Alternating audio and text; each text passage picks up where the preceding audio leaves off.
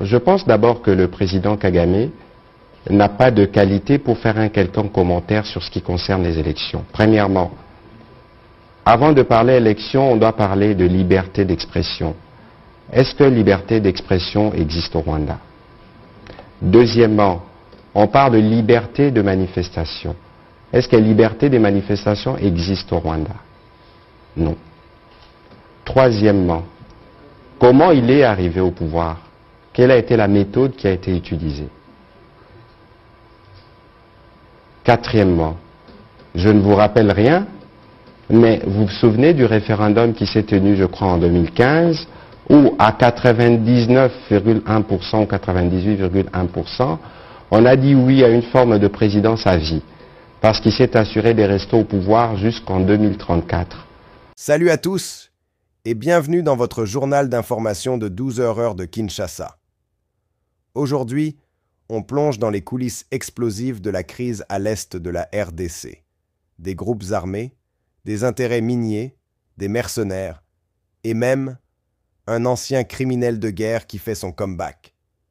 Si vous êtes nouveau ici, abonnez-vous tout de suite et activez la cloche pour ne rien manquer sur l'actualité et les enjeux géopolitiques en RDC et le monde. Et si vous aimez ce genre de contenu, lâchez un gros pouce bleu pour soutenir le travail. L'Ouganda joue-t-il double jeu? Alors voilà. Selon un rapport explosif des Nations Unies, l'Ouganda soutiendrait discrètement le mouvement CRP-FRP, dirigé par un certain Thomas Lubanga. Oui, vous avez bien entendu. Thomas Lubanga, ancien chef de milice condamné pour crimes de guerre par la CPI, est de retour sur le devant de la scène. Son objectif? Prendre le contrôle de zones riches en ressources autour du lac Albert. Et comment? En attaquant les FARDC à Nyamamba, un peu à la manière du M23 dans le Nord Kivu. Mais attention, d'autres groupes armés, comme la Codeco et Zaïre, refusent de se faire manipuler. Ça chauffe aussi à l'intérieur même de ce mouvement. Lubanga, le comeback inquiétant. Figurez-vous que le CRP-FRP aurait été fondé à Kampala en janvier 2025, avec la bénédiction de certains hauts placés. Lubanga se cache derrière des slogans de paix, mais en réalité, il rallume les braises d'un vieux conflit ethnique et politique. Ce type-là n'a pas changé, il a simplement changé de costume. Réaction politique. Patrick Muyaya, porte-parole du gouvernement congolais, réagit aux propos de Paul Kagame, qualifiant ses dénégations sur la présence de troupes rwandaises en RDC de mensongères et désormais intenables, surtout après la signature de l'accord de paix à Washington, 27 juin 2025. Il critique aussi le régime rwandais sur l'absence de démocratie et de liberté fondamentale. Je pense d'abord que le président Kagame n'a pas de qualité pour faire un quelconque commentaire sur ce qui concerne les élections. Premièrement, avant de parler élections, on doit parler de liberté d'expression. Est-ce que liberté d'expression existe au Rwanda? Deuxièmement, on parle de liberté de manifestation. Est-ce que la liberté des manifestations existe au Rwanda? Non. Troisièmement, comment il est arrivé au pouvoir? Quelle a été la méthode qui a été utilisée?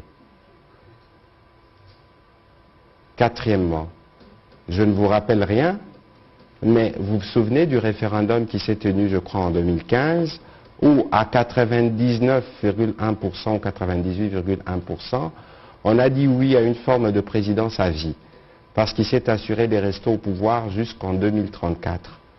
Mais il vaut mieux d'abord qu'il regarde chez lui si les Rwandais sont libres de s'exprimer, si les Rwandais sont libres de manifester, si lui, il est en mesure de supporter une quelconque opposition à sa pensée unique. Donc je ne voudrais pas en dire davantage, mais je pense que pour tout ce qui concerne la démocratie mondialement, il est le dernier sur la ligne, c'est connu. Alors après, nous savons finalement que les déclarations qu'il fait, c'est fort, c'est consécutif, je pense, à sa déception, de toujours penser pouvoir disposer ou jouer un rôle en République démocratique du Congo, parce qu'il s'est fait non seulement porte-parole du M23, mais il se présente, lui et son gouvernement, comme protecteur de communautés congolaises, au nom de quel mandat? Il est possible pour lui de faire la politique dans son pays et nous laisser faire la politique qui est la nôtre. quoi qu'il en soit, ce n'est pas lui qui doit venir nous dire ce que nous devons faire, parce que son ambition aujourd'hui, c'est de déstabiliser politiquement le président Tshisekedi. C'est l'œuvre dans laquelle il est engagé. Je pense que certains de ses alliés les lui ont dit que ce n'est pas parce que vous agitez un mouvement terroriste que vous avez fait renaître, parce que c'est la violence qui vous a toujours guidé, et vous pensez que cela est suffisant pour perturber non seulement la RDC de manière entière, pour briser justement l'élan dans lequel nous sommes. En tout cas, si vous regardez du point de vue économique, tout le monde note qu'au Congo, nous faisons de progrès. Et je pense que le fait que le Congo est revenu sur la scène internationale pour prendre finalement sa place le gêne beaucoup. C'est cette volonté permanente de s'assurer que le Congo est fragilisé qui les guide. Et aujourd'hui, les pas faits par le président Tshisekedi et les différents progrès les gênent dans sa politique. Il faut les saboter. Parce que les calculs derrière, ce n'est pas seulement de faire cette déstabilisation politique à travers cette situation de sécurité, mais c'est aussi interférer dans les prochaines élections. Des mercenaires dans la partie. Et là, accrochez-vous. 2 sociétés militaires privées, SMP, sont également dans le game, Adjemira et Congo Protection. Elles soutiennent les FARDC contre le M23, mais tout ne se passe pas comme prévu. Après des attaques du M23 sur Goma, Congo Protection a dû évacuer. Mais ce n'est pas tout. Un nouveau contrat a été signé avec Eric Prince, le fondateur de la sulfureuse société Blackwater. Objectif: sécuriser 3 provinces de l'Est, créer une police minière pour financer les opérations militaires avec les revenus du sous-sol congolais. Le Rwanda encore accusé. Pendant ce temps-là, les minerais de guerre continuent de transiter illégalement vers le Rwanda, selon le rapport. Et ce, grâce aux zones contrôlées par le M23, avec l'aide directe de l'armée rwandaise. Évidemment, Kigali dément tout en bloc. Mais les faits sont là. Même si un accord de paix a été signé à Washington fin juin, son application reste très floue. Bref, la situation est plus tendue que jamais à l'est de la RDC. Des alliances obscures, des intérêts miniers, des groupes armés qui se réorganisent, et le peuple, lui, continue de souffrir. Dites-moi en commentaire ce que vous pensez de cette situation. Est-ce que Thomas Lubanga doit encore avoir une place dans le paysage politique congolais? Et que pensez-vous du rôle de l'Ouganda et du Rwanda? Si cette vidéo vous a aidé à mieux comprendre les enjeux, abonnez-vous, likez et partagez autour de vous. On se retrouve très vite pour une nouvelle édition d'Actualité. C'était Shaun Fwamba sur Flora TV. À bientôt sur la chaîne.